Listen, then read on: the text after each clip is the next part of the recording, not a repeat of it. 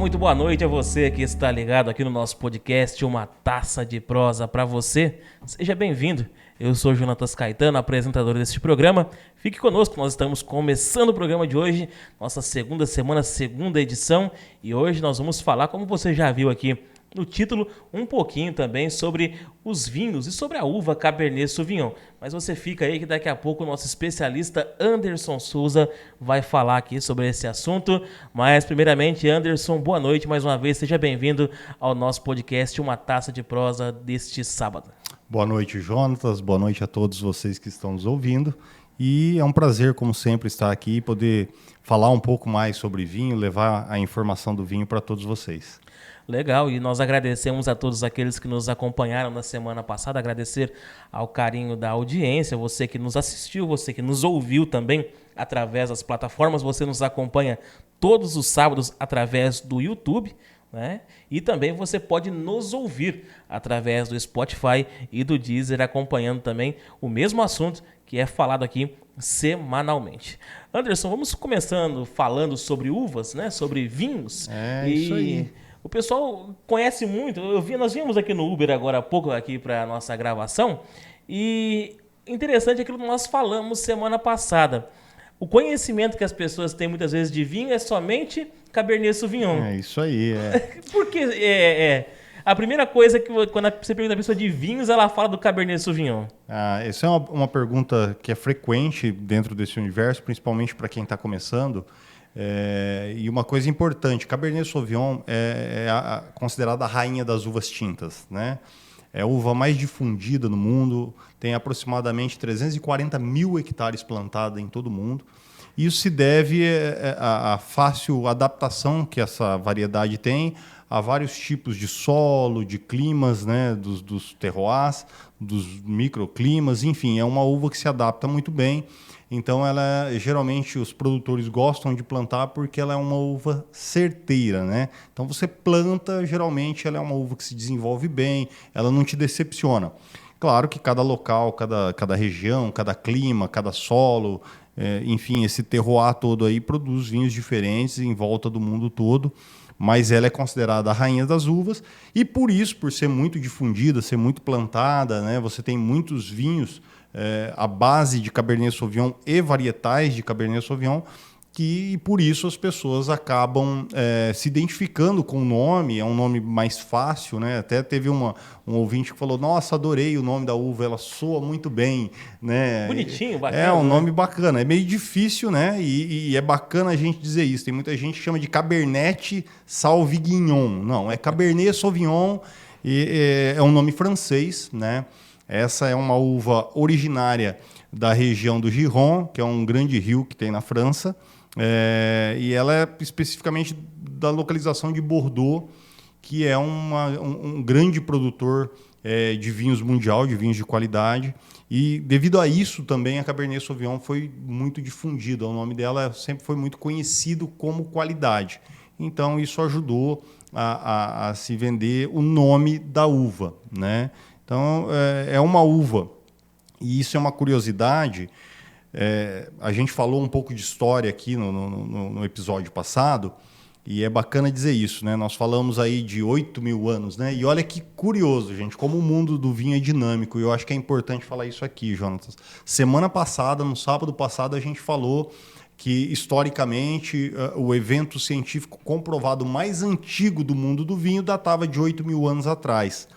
E essa semana, a revista Science publicou uma matéria, né, uma pesquisa, e agora a gente pode dizer que o fato relevante mais antigo comprovado do universo do vinho é de 11 mil anos atrás. Então, a gente colocou aí mais 3 mil anos, né, que o homem dominou a técnica de produzir vinho. Então, já foi bem mais além do que a gente estava. Mas nesse universo, nessa linha do tempo aí que a gente está falando de 11 mil anos, a Cabernet Sauvignon é uma criança, é um bebê, porque ela é uma uva que foi descoberta, né, como Cabernet Sauvignon no século XVII e XVIII, na passagem do século XVII para o século XVIII. Então, é uma uva recente, tá?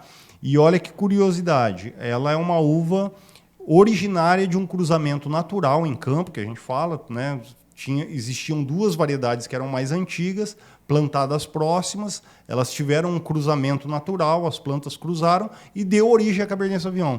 E essas uvas são Sauvignon Blanc, que é uma uva branca, né? Que aqui no Brasil o pessoal conhece também bastante, Sauvignon Blanc, e Cabernet Franc, né? Que é uma uva muito parecida. Por muito tempo foi confundida Cabernet Franc, Cabernet Sauvignon, né, porque são muito parecidas, muito próximas. Mas ela, apesar de ser a uva mais conhecida, a uva mais plantada das tintas no mundo, é uma uva que tem, dentro dessa linha do tempo de 11 mil anos, é uma uva muito jovem, muito recente. Ô Anderson, vale ressaltar também, para a gente poder analisar o vinho hoje, nós temos que voltar na história como nós já começamos, né? Então, antes da gente falar de Cabernet Sauvignon, ou de Taná, ou de qualquer outro tipo de uva que exista que possa produzir o vinho, a uva Merlot, qualquer outra coisa, a gente tem que entender a história pregressa do vinho, né? Isso. É claro que nós temos duas, até três situações nós podemos colocar. A pré-história do vinho, como você colocou aqui há 11 mil anos atrás, que não tem nem como a gente mensurar o que acontecia há 11 mil anos atrás, até porque não se tem dados históricos sobre isso. O que se tem são buscas arqueológicas, alguma coisa que vai surgindo. Após a pré-modernidade, 300, 400, 500 anos atrás, e as eras atuais. Seria mais ou menos isso? É mais ou menos isso. A gente pode colocar nessa linha do tempo, sim. Né? E a gente tem sim, viu, Jonatas, muitos relatos... principalmente por essas pesquisas, né? As pessoas vão pesquisar vinho e começam a encontrar achados arqueológicos aí que surpreendem, né? Quando a gente pensa em tempos antigos aí, a gente vai lá para os egípcios, né? E você vê, isso é 5 mil anos antes da era egípcia. Então é uma coisa que realmente é muito, muito tempo, né? Mas a história do vinho é fantástica e você tem... você pode contar essa história por países, cada país tem a sua história com os vinhos, né? O vinho sempre esteve presente na mesa da antiguidade. É uma coisa fascinante, assim. Claro que o vinho de 5 mil anos, de 11 mil anos, de 5 mil anos, de 300 anos... Né? E quando a gente fala de 300 anos, aí a gente já está chegando na era moderna do vinho. Ou seja, né? 300 anos na idade do vinho é moderna. É moderna. É mais ou menos há 300 anos atrás, é algo próximo do que a gente tem hoje. Claro que a gente tem um período aí... já no século XX, né, a gente, com a chegada das tecnologias, o vinho mudou bastante. Né? Mas aí a gente pode falar que 300 anos é um vinho que a gente pode imaginar estar tomando ele hoje. Né? Ele mudou, mas ainda existem vinhos que são feitos como eram feitos há 300 anos. E uma coisa curiosa, existem vinhos que eram feitos como eram feitos há 5 mil anos atrás. Tá? Dentro dos estilos de vinho, existem vinhos que são feitos daquela forma arcaica, são vinhos muito diferentes do que a gente está acostumado hoje, do que a gente toma, vinhos... principalmente esses vinhos de prateleira que a gente fala, vinhos de supermercado, né? Esses é um produto mais industrializado. Exato, não só industrializado, mas é um produto que tem bastante tecnologia, né? E quando a gente fala de tecnologia, não é que eles usam um computador para fazer o vinho, claro que às vezes algumas coisas... É feito com máquinas, algumas situações. Sim, você usa esse equipamento, mas a tecnologia que a gente diz é um tanque de aço inox com controle de temperatura, que é uma coisa bem moderna, uma coisa... E naquela época não existia. Era madeira exatamente. Segura na mão de Deus e vai. Né? E depois entrou os tanques de inox e depois entraram os tanques de inox refrigerados. Então isso é uma tecnologia que surgiu para você fazer esses vinhos que a gente chama de vinhos modernos. E ao longo do tempo vão surgir novas tecnologias também. Muito estudo. Então, e aí, para aqueles que são mais dos vinhos naturais, isso é até uma ofensa, mas você também tem a tecnologia de insumos para vinho, né? Hoje você tem aproximadamente aí 2.200 tipos de insumo que podem ser usados. Aí quando você pega os puristas, mas aí você não tem vinho. Isso faz parte, claro, que você tem espaço para todos os vinhos. Né? E tem isso público para todo mundo. Para todo mundo. E isso faz parte da evolução do vinho. Então, outra coisa, acabei de dizer que naturalmente a uva Cabernet Sauvignon, que é a uva mais apreciada do mundo, foi de um cruzamento espontâneo de duas videiras e tal. E existem estudos, e é uma tecnologia para isso, de cruzamentos de variedades, né, para tentar melhorar as variedades. E hoje a gente tem algumas variedades que são chamadas de piwis, né, que são geneticamente, não geneticamente, como a gente Não fala como de se faz soja, né? por Transgênica, exemplo, mas geneticamente, porque eu pego a genética de uma planta, pego a genética de outra, faço o cruzamento dessas plantas. E para que eles fazem isso? Para a planta ter mais resistência a defensivos, e aí eu uso menos defensivo no meu vinhedo, então eu consigo ter uma planta mais saudável. Então tem vários tipos de estudos, e isso é tudo tecnologia. Essas plantas ainda não estão em larga escala em produção, mas elas já existem. E como você colocou também, Anderson, interessante de dizer é que o cruzamento da Cabernet Sauvignon, ela foi espontâneo, não foi algo assim que foi programado, foi uma plantação que foi perto da outra e acabou criando, é a mesma coisa que você está falando, você junta um tipo de uva com outro para criar um terceiro tipo, né? E quando você estuda as videiras, elas são curiosas, elas têm um poder de automutação também, tá? Às vezes são pequenas mutações e acontecem espontaneamente numa planta. Então pode acontecer, por exemplo, num vinhedo, de você ter a Cabernet Sauvignon e toda a uva ela tem como que eu diria para vocês ali? Ela tem uma identidade, e aí numa planta, no meio daquele vinhedo, de repente ela tem uma mutação espontânea da própria videira e ela começa a produzir uma uva diferente. Então isso também acontece na natureza, né? Nem tudo é a mão do homem, né? Por exemplo, posso citar aqui uma variedade hoje que está sendo muito difundida, que é um cruzamento feito pela mão do homem.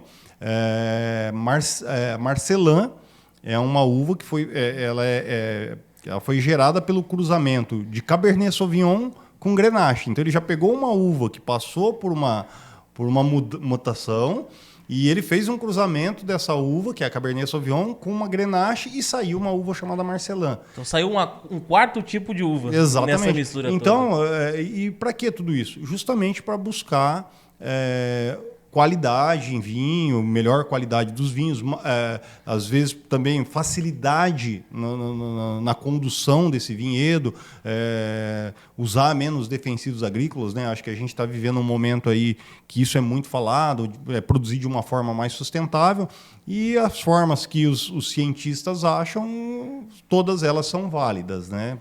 Desde que se melhore a qualidade, que se melhore o meio ambiente. Então, hoje tem muita pesquisa em cima disso. E fica a dica, né? São defensivos agrícolas, não agrotóxicos, né? Exatamente. Tem gente que fala, agrotóxicos não, são defensivos agrícolas. Se não fossem os defensivos agrícolas, o seu arroz, o seu feijão, a sua saladinha não chegava na sua mesa, o seu vinho não chegava na sua mesa, bonitinho como chega sempre, né, Anderson? É isso aí. Não, e eu acho assim, eu não sou defensor nem de uma coisa nem de outra, eu sou defensor da qualidade, primeiro ponto, né? Então todo aquele que é exigente quer produto de qualidade, às vezes é necessário usar defensivos. E claro, e aqueles que produzem de forma natural também, oxalá, bato palma, gosto, aprecio, admiro, e quem pudera que todos os produtores conseguissem produzir dessa forma. Nem todos conseguem, e a gente tem que respeitar o espaço de cada um. Legal. Anderson, para a gente continuar falando sobre Cabernet Sauvignon, você já explicou aqui que a Cabernet Sauvignon tem uma origem francesa, aquela questão toda que você já colocou aqui. Existem outros tipos de Cabernet Sauvignon que são produzidos fora da França, e qual a diferença dessas uvas Cabernet Sauvignon que podem ser plantadas, por exemplo, numa Itália, ou no Uruguai, ou na Argentina, para a Cabernet Sauvignon que vem da França? Vamos lá, bacana. Então, toda a Cabernet Sauvignon é proveniente da França, ponto. Né? Então, se você tem, independentemente do país que se planta, a Cabernet Sauvignon ela é uma uva originária da região de Bordeaux, próximo ao rio Gironde. Né? Segundo ponto, eu falei aqui que as uvas sofrem mutações, né? E espontâneas. Não é a mão do homem, não, é a natureza mesmo que se transforma. E dentro dessas mutações você tem o que a gente chama de clones.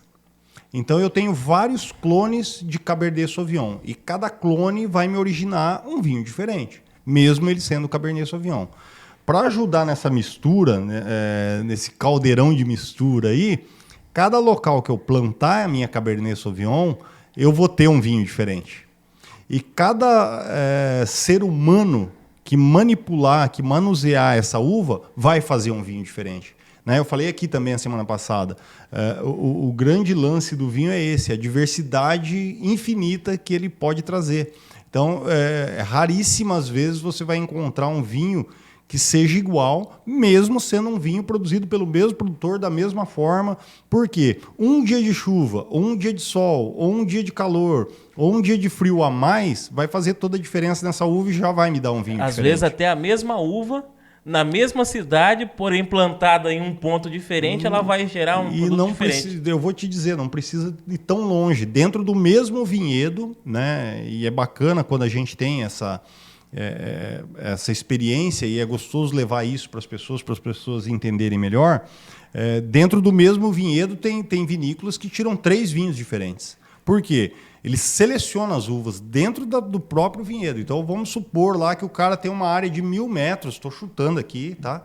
Uma área de 1.000 metros quadrados que ele planta uma Cabernet Sauvignon super especial. E aí nesses 1.000 metros quadrados ele colhe aproximadamente 300 quilos de uva, né? Desses 300 quilos, ele seleciona 100 quilos para fazer um vinho de um jeito, 100 quilos para fazer um vinho de outro jeito e 100 quilos para fazer outro vinho completamente diferente dos dois. Então, as probabilidades de você fazer vinho são infinitas mesmo, né? Às vezes, o mesmo produtor, do mesmo vinhedo, nos mesmos tanques, 1 grau de diferença que ele diminui no tanque dele, ele já vai ter um vinho completamente diferente. Ô Anderson, às vezes as pessoas estão nos assistindo, estão nos ouvindo também, vai perguntar assim, mas como assim? Eu plantei a mesma uva no mesmo lugar e as uvas são diferentes. Como é que o viticultor ele vai saber que uma é diferente da outra? Se é tudo igual, você olha, é uva. Mas o produtor, claro, né, ele tem um feeling e ele consegue ver, às vezes, no mesmo cacho, você tem uvas que estão com uma maturidade maior do que outras. Então você seleciona as uvas desse cacho, do próprio cacho. Então eu tiro aquelas que estão um pouquinho mais verdes e seleciono para fazer um vinho. Aquelas que estão mais maduras para fazer outro estilo de vinho. Então é uma coisa manual, visual, claro que também pode ser gustativa. Ele pega a uva, ele pega um cacho de uva, coloca na boca, ou ele pega um lote e prova e faz ali por instinto mesmo, por experiência, ele coloca, essa aqui está com açúcar mais elevado, vou separar daquela outra parte que o terreno tem um declive, e a parte que está embaixo geralmente é mais ácida, a parte que está em cima é mais doce, tem mais açúcar, isso dentro do mesmo vinhedo. Então você pode selecionar os talhões, você pode fazer teste gustativo, você pode fazer visualmente. Então existem várias formas de você selecionar uvas. É tudo uva, mas são todas uvas diferentes. Só para a gente explicar para o ouvinte, os talhões é onde está as uvas. Eu tenho, por exemplo, né, eu não falei aqui, mas eu acho que é até bacana falar, eu estou iniciando uma produção de uvas aqui na região de Presidente Prudente, futuramente montar uma vinícola, né? Já está acontecendo. E eu tenho 3 talhões. E dentro desses 3 talhões eu tenho 10 variedades de uvas viníferas diferentes plantadas. Só para a gente ressaltar, uvas viníferas são aquelas, como nós falamos na semana passada, que são usadas para produzir vinhos. Isso aí. Só para a gente recapitular o que nós já falamos na semana passada. Exatamente. Então eu tenho 10 variedades de uvas viníferas. E cada variedade dessa forma um micro talhão. Então eu não planto tudo bagunçado, eu planto cada uma em sua parte, cada uma tem seu talhão. Aquelas que são plantadas mais no alto me produzem um tipo de uva, aquelas que são plantadas mais no baixo produzem outro tipo de uva, e eu faço essa seleção já no plantio. Né? Porque eu já sei mais ou menos o que espera de cada variedade, então eu planto, eu quero um vinho mais ácido. Essa uva que tem essa característica, eu planto ela num lugar mais baixo. Eu quero um vinho que seja mais potente. Planta num lugar que pega uma insolação. E isso que faz é o sol, tá? Não só o sol. É o sol, é o solo, tem mais água, tem menos água no solo. Então, é uma complexidade gigantesca fazer vinho. É tanta coisa que se estuda. Tem muita coisa para analisar. É muita coisa. Então, assim, não é chegar, eu quero fazer um vinho, vou plantar um vinhedo e vou construir uma coisa bonita aqui. Não. Existe muito estudo. Assim, é uma coisa que, para mim, é fantástico, né? E demora. Acho que você falou tudo. Quando a gente foi montar, a minha filha falou assim, pai, nossa, que legal, né? Olha, daqui 20 anos você vai ter tantos anos e eu vou ter tanto e já vai ter bons vinhos. Falei, olha, Gabi, 20 anos na linha do tempo das uvas é nada, né? Eu trabalhei para uma família francesa, produtora de vinhos, e um dos membros um dia deu uma reportagem para uma grande revista e falou, olha, perguntaram para ele, né? É fácil produzir vinho? Ele falou, mas é muito fácil. Difícil são só os primeiros 300 anos. Só os primeiros 300 anos. Depois de passar 300 anos fica fácil. Se você conseguir viver 300 anos para poder ver, então, tá tranquilo. O que acontece? Isso é uma coisa bacana de se falar, né? Uma das coisas que me incentiva muito hoje a gente vive num mundo dinâmico, em que as coisas começam, têm uma vida curta e já morrem, né? E a gente fala de empresas, enfim, de negócios e tal. Eu sou um cara meio da moda antiga, vamos dizer assim. Então eu gosto das coisas, eu gosto de ver o legado, né? É muito bacana você ver legado. E para quem decide montar uma vinícola é uma pessoa que não tem como não pensar em legado, né? Então se a gente for pensar que daqui 300 anos vai ficar fácil para alguém que vai me substituir nesse projeto que eu estou fazendo, vai ficar fácil para ele. Não estaremos mais aqui para saborear esses vinhos, né? Eu gostaria de estar, mas não vou estar, não sei, pelo menos imagino que estarei, né? Ainda não chegamos a essa tecnologia de viver 300 anos. Exatamente, né? Mas quantas gerações vão se passar até chegar 300 anos, né? E olha que coisa curiosa, essa família, ela comprou essa vinícola há 180 anos atrás. E essa vinícola já existia, né? Alguém, em algum momento, decidiu que não queria mais aquele legado e repassou para essa família, e essa família manteve, de certa forma, esse legado, mantém há 180 anos. E quando você pega o plano diretor deles para essa vinícola, ela já está aí garantida aí para pelo menos mais 100 anos, isso em contrato, a família, alguém vai ser obrigado a assumir isso para dar continuidade. Então, quando você vai mexer nesse universo, é uma coisa fantástica, porque realmente a história ela fica ali, é uma coisa muito familiar. Né? Claro que você tem grandes empresas hoje que produzem vinhos, mas todas elas têm uma ligação muito forte com essa coisa familiar. Anderson, ainda a gente falando sobre Cabernet Sauvignon, que é uma uva que, como nós já vamos repetir, né? É uma uva francesa, como você já falou aqui, e nós temos um clima específico na França. E é possível, por exemplo, plantar Cabernet Sauvignon no Brasil com o clima brasileiro? Sim, e nós temos bastante Cabernet Sauvignon plantado no Brasil, não só no Brasil. Como eu disse, né, é a uva mais plantada no mundo. Qual que é a grande diferença? Como ela tem uma fácil adaptação para clima, para solo, então ela é uma uva que não tem muito segredo, né? Seria uma uva mais fácil, vamos dizer assim, de se cultivar. Só que o resultado dela, às vezes, não é tão bom, né? É uma uva muito difícil. A gente tem aqui no Brasil bons exemplos de Cabernet Sauvignon, né? Eu tenho plantado Cabernet Sauvignon aqui na região de Presidente Prudente. Né? Não é a variedade que eu mais investi, mas eu tenho lá, até porque tenho essa coisa que as pessoas conhecem. Você fala de Cabernet Sauvignon, é fácil a identificação de Cabernet Sauvignon. Mas uma coisa bacana que o Chile, tá? Principalmente numa região muito próxima ali de Santiago, que é a capital chilena, seria uma das grandes áreas de Cabernet Sauvignon do mundo. Então, hoje você tem os grandes Cabernets, e isso é uma coisa bacana de falar, né? Os grandes Cabernet Sauvignon são de Bordeaux, só que você não encontra, é raríssimo encontrar um vinho de Cabernet Sauvignon em Bordeaux. Ironia da vida, né? E olha só que louco, é a uva mais plantada de Bordeaux, só que quando você compra uma garrafa de vinho dessa região, não vai estar escrito no rótulo que ela é Cabernet Sauvignon. né? Por quê? Eu falei isso semana passada também e vou repetir. Para quem realmente conhece vinho, gosta de vinho, a uva não tem importância.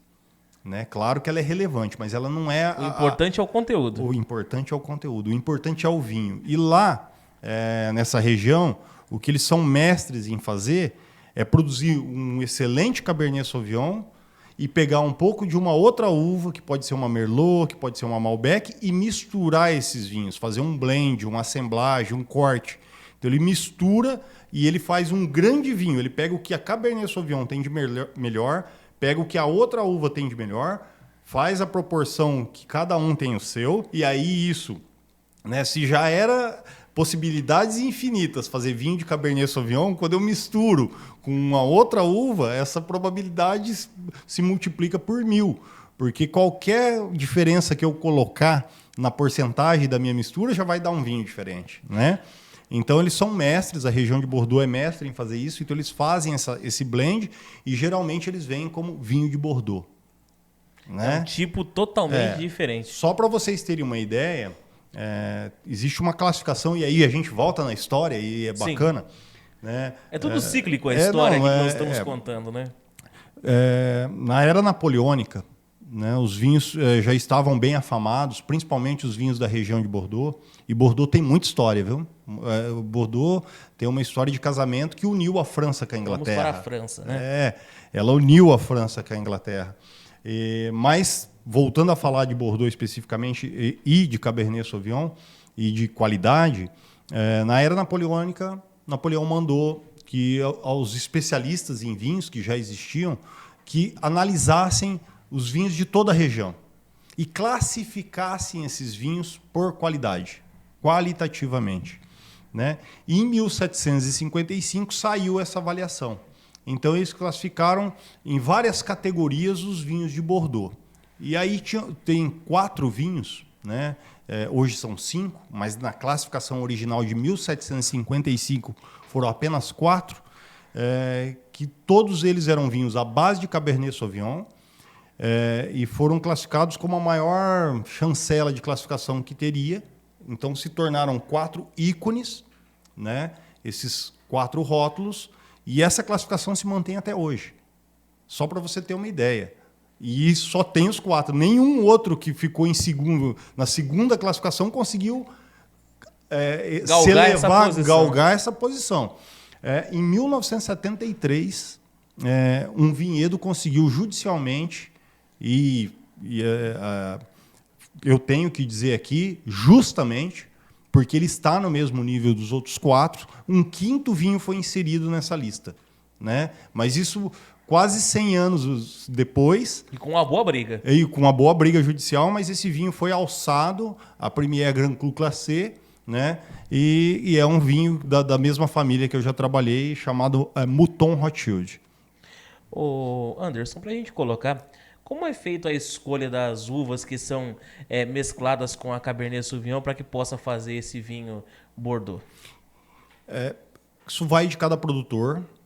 Quando a gente fala de França e fala da região de Bordeaux, lá existe associações. Essas associações são muito sérias. Existem regras para você produzir o seu vinho. Não é qualquer... Chega lá, eu vou misturar isso aqui. Não é qualquer uva, não. Você tem época... Não é bagunça. Lá é o seguinte, mas ao mesmo tempo que você tem isso, isso te engessa também, tá? Te prende. Você tem que fazer o vinho daquele jeito. Existe uma norma. Existe, porque se você não fizer o vinho dentro da norma, aquele vinho não pode ser classificado, né? E aí você vem para o Brasil, por exemplo, que eu posso fazer qualquer coisa, outros países que eu posso fazer. Eu sou livre para decidir o que eu quero fazer, e isso também traz bons vinhos. Tá? E aí eu vou contar depois uma outra historinha aqui sobre Cabernet Sauvignon que vai mostrar mais ou menos o que isso pode fazer para uma região. Mas dentro da França, e dentro de Bordeaux especificamente, você só pode usar 6 uvas. Tá? Então, todos os vinhos da região de Bordeaux são à base de 6 uvas. Cabernet Sauvignon, e aí é legal, porque lembra que eu falei do rio Giron, né? Então, você tem o Giron, tem o Garonne, que são 2 rios que se unem e depois vai para a foz de Bordeaux, que encontra o Mar Atlântico.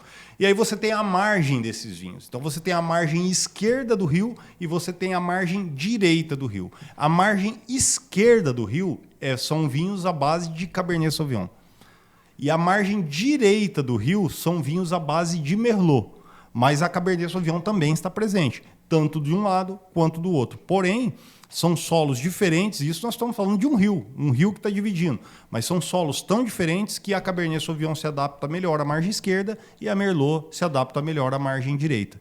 E olha que curioso, essa classificação de 1755, ela valoriza tanto a Cabernet Sauvignon que todos esses 5 vinhos que são classificados até hoje como os melhores vinhos da região de Bordeaux, todos estão na margem esquerda. A margem direita, na verdade, nem recebeu classificação. Olha, né? Que interessante. Então, para você ver o poder de uma uva. E por quê?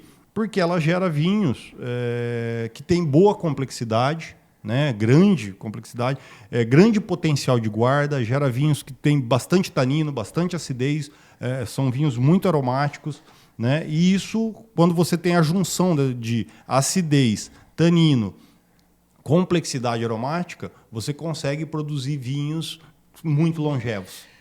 É correto dizer, Anderson, que a uva Cabernet Sauvignon ela é uma uva com bastante taninos? Sim, sim.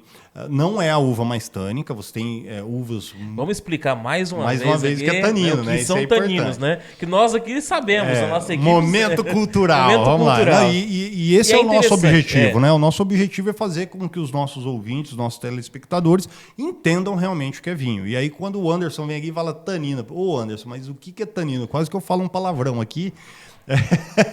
Mas Anderson, o que é tanino? Como diria o saudoso Marcelo Rezende, de comer ou de entrar dentro, né? Então vamos lá. Para você que está aí e quer entender quando eu falar de tanino, o que é tanino, pensa numa banana verde, num caqui verde, que mais? Um caju verde, né? Quem tem a experiência, e se não tem, pegue uma banana verde e morda. Você vai ver que ela vai amarrar, né? As pessoas têm o hábito de falar, amarrou a boca. Realmente, o que amarra a boca é tanino. Tanino é um composto vegetal que está presente na uva, está presente na banana, está presente no caqui, está presente no caju, está presente em várias madeiras. É um composto vegetal que a gente pode falar que pode ser extraído quimicamente da madeira e é usado em curtumes, por exemplo. Então, o Presidente Prudente aqui, pelo que eu sei, tem curtume, né? Então, se você for lá no curtume e perguntar para o pessoal lá, eles vão saber o que é tanino, né? Então, ele é um produto vegetal que ele tem essa capacidade de amarrar mesmo a boca. E, claro, não que o tanino ele tem que amarrar, mas ele tem que ter uma quantidade de tanino, e aí depois a gente vai falar isso mais para frente, né? Depois que as pessoas se familiarizarem, eu consigo identificar a qualidade do tanino dentro de um vinho, né? Então, se é um tanino mais áspero, se é um tanino mais suave, se é um tanino mais grosso, mais fino, enfim. Mas não vem ao caso agora. O que as pessoas precisam entender é o que é tanino. E no vinho, quando você colocar um vinho na boca e ele amarrar, quem faz isso é o tanino, tá? Todos os vinhos têm. Principalmente vinhos tintos. Anderson, mas vinho branco não tem? A maioria não. Alguns estilos de vinho branco, conforme ele é feito, isso também a gente vai falar ao longo dos nossos episódios aqui, alguns vinhos brancos podem ter taninos também, e aí depois eu explico como isso é feito. Vai acompanhando a gente aí que vocês vão aprender bastante sobre isso. Anderson, para a gente esclarecer o que combina com a uva Cabernet Sauvignon e o que não combina com ela. Como eu disse, né, a uva Cabernet Sauvignon ela é ampla. Eu consigo produzir, e aí também tem uma coisa que às vezes a maioria das pessoas confundem. Ela é uma uva que tem grande potencial de corpo, de tanino, de acidez, mas não necessariamente que um vinho de Cabernet Sauvignon seja extremamente tânico ou que ele seja extremamente encorpado.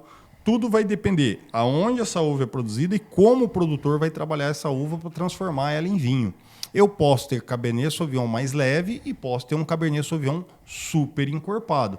Então, quando a gente fala de harmonização, isso me dá uma amplitude gigantesca. Então, eu posso harmonizar desde um queijo, né, com a Cabernet Sauvignon mais leve, mais ácida. E, claro, não é todo o queijo, tem que ser um queijo que tenha mais gordura, um queijo que tenha mais sal, né, um queijo curado. E posso harmonizar com uma costela de boi. Né? E aí eu vou precisar de um Costelão no espeto. com bastante gordura, e aí eu vou precisar de um Cabernet Sauvignon já bem encorpado, com bastante tanino, com uma acidez também alta. Então ele me dá uma variação gigantesca de opções.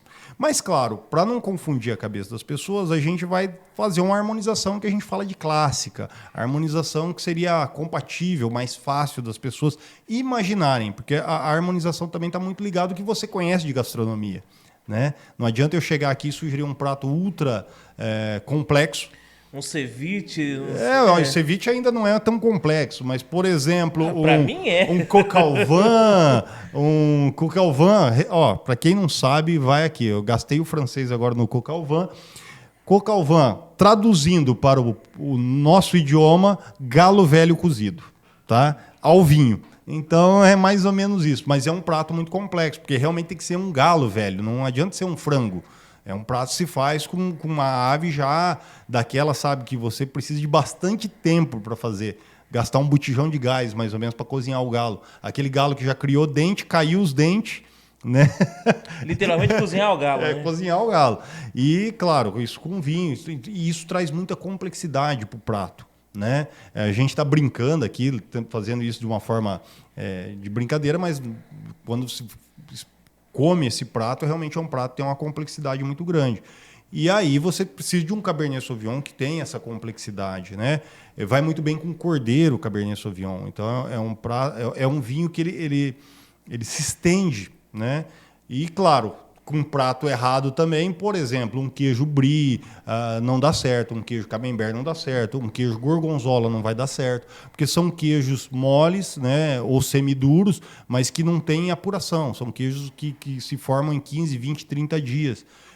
E eu preciso de um queijo que tem aí 6 meses, um Gouda, um Emmental, um próprio parmesão curado acima de 6 meses, aí eu consigo fazer essa harmonização. E aqui vai uma dica, tá? A gente vê muito aqui no Brasil as harmonizações ou as festividades de tábua de queijos com vinho. E geralmente, quando eu vejo tábua de queijo com vinho, o pessoal serve vinho tinto. E isso é quase que um erro. Né? Exceto que realmente a pessoa sabe o que está fazendo, a maioria das tábuas com vinho, principalmente com vinho tinto, não dão certo. Porque a maioria dos queijos harmonizam muito bem com vinho branco. É uma afronta aos deuses do vinho, Anderson? Não chega a ser uma afronta. Claro, se você tiver um especialista, alguém que realmente pensou em cada queijo, em cada vinho, ok, beleza, tá tudo, né? Mas de repente o cara vai lá e serve um queijo Minas Frescal, um brie com Cabernet Sauvignon, não vai dar certo. Legal. Não vai ficar legal. Então você perguntou, isso é uma coisa que não fica legal. Uma salada com Cabernet Sauvignon não vai ficar legal. Um ceviche com Cabernet Sauvignon não vai ficar legal, né? Porque você tem ingredientes que vão lutar contra si e vai trazer uma coisa desagradável na boca.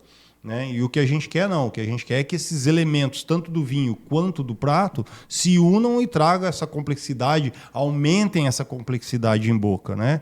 E, claro, eu estou falando aqui, com o passar do tempo também dos episódios, aí vocês vão entender mais o que é isso, né? O que é esse... A combinação tem que ser satisfatória. Tem que ser satisfatória, ela tem que ser boa. E muita gente come e, nossa, tá gostoso, mas não é só estar gostoso. A experiência tem que ser realmente boa. Eu tenho que ter um resultado bom no final. Tá? E a gente pode explicar isso com o passar do tempo, mas... seria mais ou menos isso. Cabernet Sauvignon é amplo, dá para fazer com muita coisa e, claro, depende do estilo. Por exemplo, eu posso fazer um Cabernet Sauvignon rosé, eu posso fazer um Cabernet Sauvignon branco. Né? Eu nunca provei Cabernet Sauvignon branco, não. Rosé já provei. E aí, claro, se eu fizer um vinho rosé à base de Cabernet Sauvignon, aí eu posso pensar numa salada, eu posso pensar no ceviche, aí vai ser a acidez, vai ser o corpo que vai determinar se vai poder fazer ou não. Anderson, uma dúvida que surgiu aqui para mim. Você falou que a Cabernet Sauvignon ela tem vários níveis de acidez dependendo de onde ela é plantada, da maneira com que ela é cultivada. Como que eu, a hora que cheguei no mercado, ou na adega, ou no estabelecimento onde eu fui comprar aquele vinho, eu vou saber? Tá escrito Cabernet Sauvignon no rótulo, para mim é tudo igual. Como é que eu vou saber diferenciar essa questão? Essa é uma pergunta muito boa. É a pergunta de $1 milhão? Mais até, se fosse cobrar, porque é uma resposta que não é fácil. Muitas vezes as pessoas me mandam foto de vinho e falam assim, Anderson, esse vinho é bom? Eu nunca tomei aquele vinho. Como que eu posso dizer se ele é bom? Eu só vou saber se ele é bom o dia que eu provar o vinho. Mas algumas informações me ajudam a tentar entender aquele vinho, né? Então, safra, origem, da onde esse vinho veio, que país que ele veio, região desse país, da onde ele veio. Com isso eu consigo decifrar se esse vinho pode ou não ter qualidade. E o preço, né? Infelizmente, nada que tenha... Quanto mais qualidade a gente tem, a qualidade está atrelada ao preço. Muita gente às vezes fala assim, nossa, mas eu tomei um vinho de 30, esse aqui é 130. É importante a gente conhecer, porque o dia que você entender realmente o que é vinho ou qualquer outro produto, ou entender o que é qualidade, você vai entender por que um de 30 e por que um de 130. E por que um de 18 mil, um Romanée Conti da vida, 18 enfim, mil... É isso, né? Claro que a minha esposa perguntou para mim esse dia, quanto você teria coragem de pagar o máximo numa garrafa de vinho? Eu não pago mais do que R$2.000. Eu nem compro vinho de R$2.000. Eu quero que as pessoas entendam isso. Mas se eu fosse um abastado... Se você fosse investir... Não compraria. Não, investir eu investiria, porque eu teria retorno financeiro com isso. Mas para consumir, para beber, eu não vejo um vinho...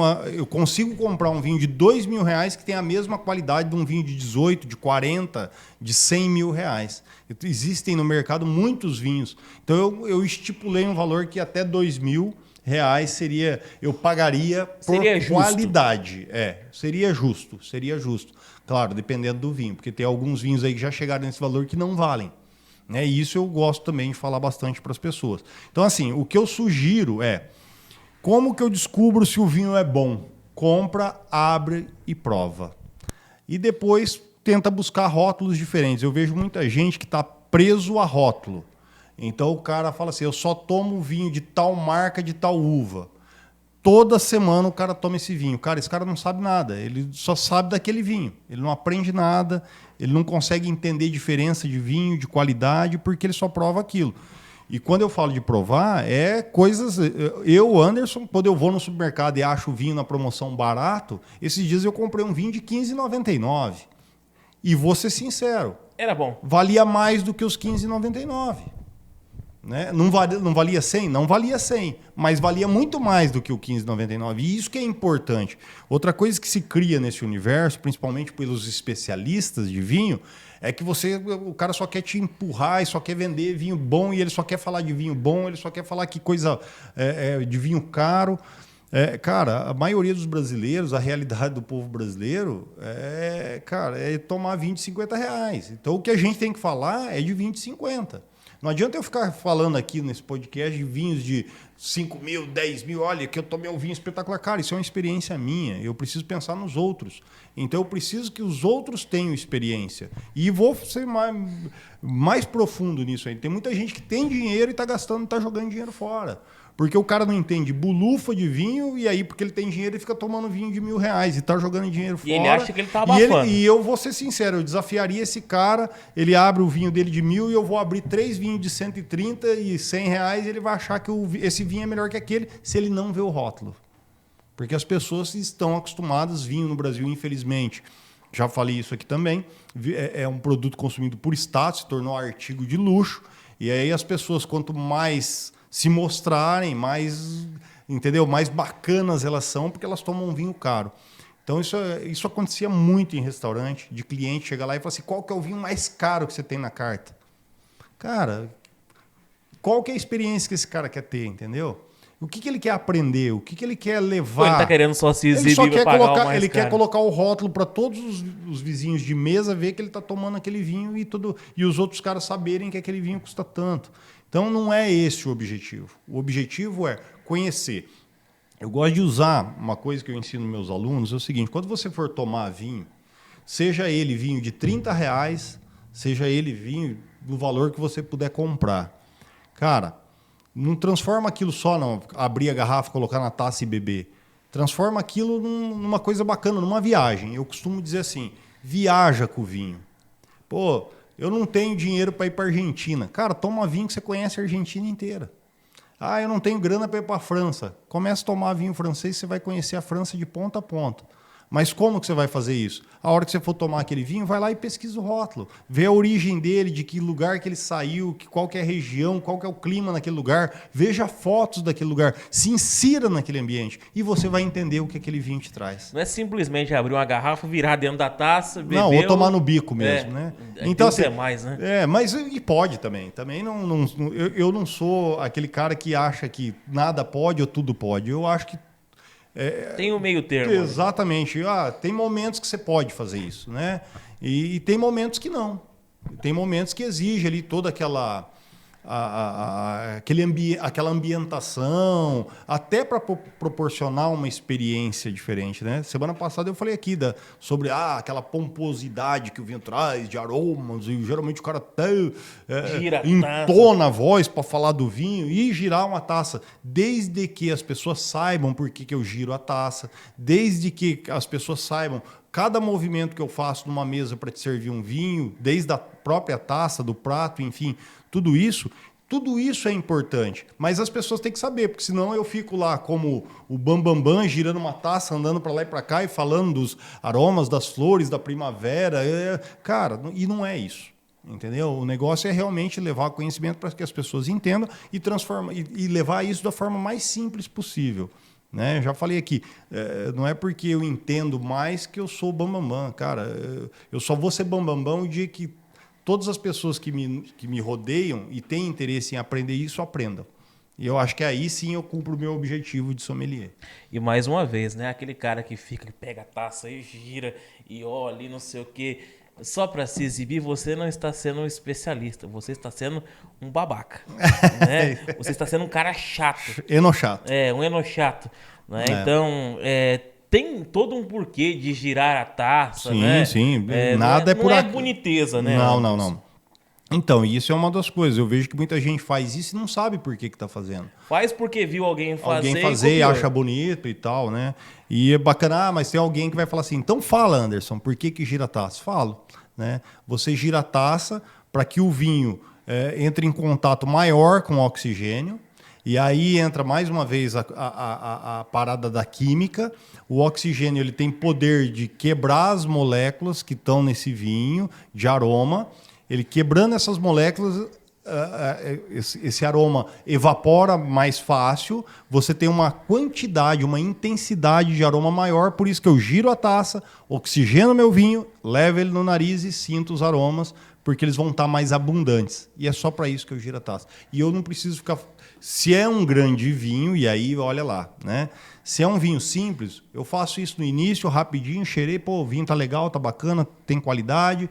E provavelmente a maioria dos vinhos não mudam depois que eu coloco ele na taça. Né? Então não precisa ficar enfeitando. Ou ele muda para pior, ou ele decai, né? Ele vai piorando, ele não vai melhorando. Agora, se eu tenho um grande vinho, que é um vinho especial, que é um vinho de guarda, aí sim eu posso, a cada gole, levar a minha taça, sentir os aromas. Por quê? Porque esse vinho vai mudar para melhor. Então, assim, abri uma garrafa de vinho simples, coloco na taça, sinto os aromas e não coloco mais, porque dali para frente ele só vai piorar. Então, eu não quero ficar sentindo aroma ruim. Vou tomar o vinho e acabou. Se é um vinho de uma qualidade superior, aí eu vou fazer isso mais vezes, porque esse vinho vai melhorar e vai mudar e eu vou sentir mais aroma, enfim. Vou ter uma qualidade, uma experiência melhor. Legal, Anderson. Para a gente continuar aqui o nosso papo, nós falamos aqui sobre o que combina e o que não combina com Cabernet Sauvignon, né? É importante. Ninguém está falando que você não pode.